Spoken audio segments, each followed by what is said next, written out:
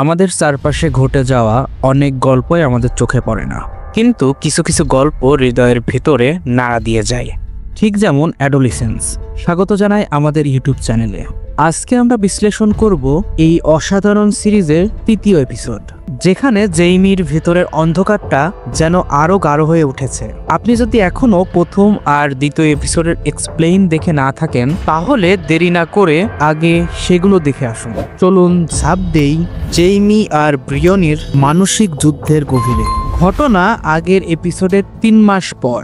Jaime এখন একটি secure training সেন্টারে আটক, একা, বিচ্ছিন্ন এবং অভ্যন্তরীণভাবে ছিন্নভিন্ন।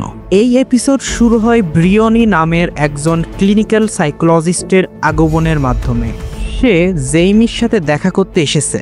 ব্রিয়নির হাতে হট চকলেট আর স্যান্ডউইচ দেখে বোঝা যায় এইগুলো সে এনেছে জেইমির সাথে সম্পর্ক ভালো করার জন্য।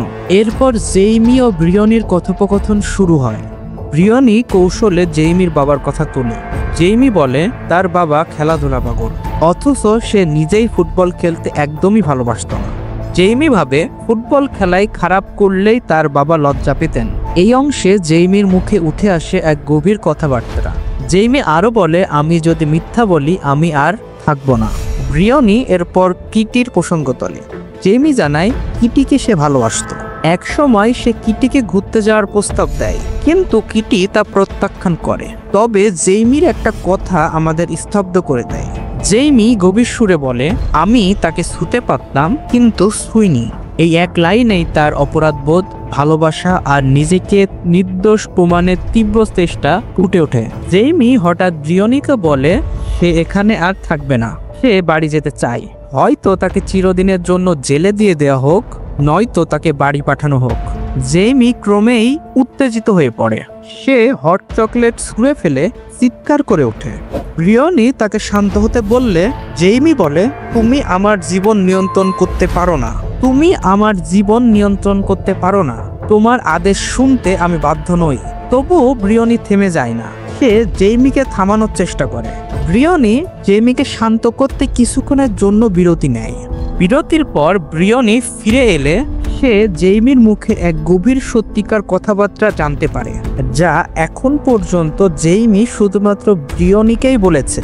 জেইমির কথা শেষ হলে ব্রিয়নি জেইমিকে জানিয়ে দেয় এটাই তাদের শেষ সাক্ষাৎ। মানে এরপর ব্রিয়নি আর জেইমির সাথে কথা বলতে আসবে না। এই কথা শুনে জেইমির চোখে এক ধরনের বিষণ্ণতা দেখা দেয়। সে চিৎকার করে ওঠে, তুমি চলে যাচ্ছ, সব শেষ।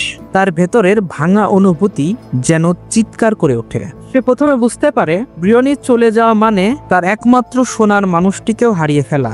জেইমি এক পর্যায়ে ব্রিয়নিকে প্রশ্ন করে, তুমি কি আমাকে পছন্দ করো একজন মানুষ হিসেবে? এই প্রশ্নটা জেইমির হৃদয় এক গভীর ক্ষতের দিকে ইঙ্গিত করে। আসলে জেইমি জানতে চায় ব্রিয়নিও তাকে অপরাধী মনে করছে কিনা।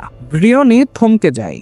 সে প্রশ্নের সরাসরি উত্তর না দিয়ে বলে, আমার দায়িত্ব ছিল তোমার কথা শোনা এবং সেই জায়গা থেকে তোমার জন্য আমার সর্বোচ্চটা দিয়ে চেষ্টা করা। এই কথা শুনে জেইমি ভেঙে পড়ে। তার অভিব্যক্তি বলে দেয় সে চেয়েছিল কেউ তাকে নিঃস্বার্থভাবে ভালোবাসুক, কিন্তু তার মনে হয় কেউই তার পাশে নেই।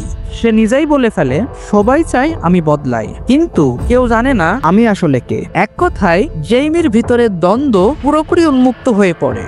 সে বুঝতে পারে তার আসল লড়াই বাইরের দুনিয়ার সাথে নয়, বরং তার নিজের সাথেই। এই এপিসোডের সবচেয়ে শক্তিশালী মুহূর্ত আসে যখন ব্রিয়নি হঠাৎ থেমে গিয়ে বলে, জেইমি, আমি তোমার কথাই বিশ্বাস করি না। আমি বিশ্বাস করি তুমি নিজের কথাই বিশ্বাস করতে চাও, কিন্তু সেটা সহজ নয়। এক কথায় জেইমি আবার উত্তেজিত হয়ে ওঠে, কিন্তু এইবার তার চেহারায় শুধুমাত্র রাগই না, ভয়ের ছাপও ছিল।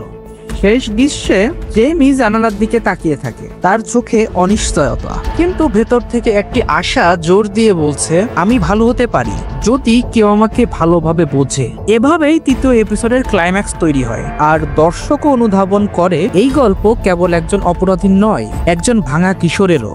শেষ মুহূর্তে জেইমি একটাই অনুরোধ জানায়, আমার বাবাকে বলো আমি ঠিক আছি। এই সংলাপটা শুনেই ব্রিয়নি একা বসে পড়ে এবং অঝরে কাঁদতে থাকে।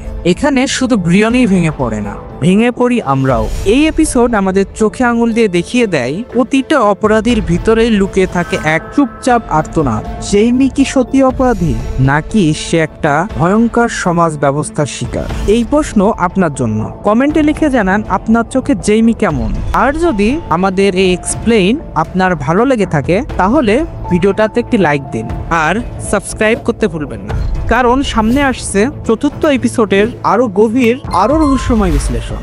দেখা হবে পরের পর্বে। ততদিন আমাদের সাথেই থাকুন। ধন্যবাদ।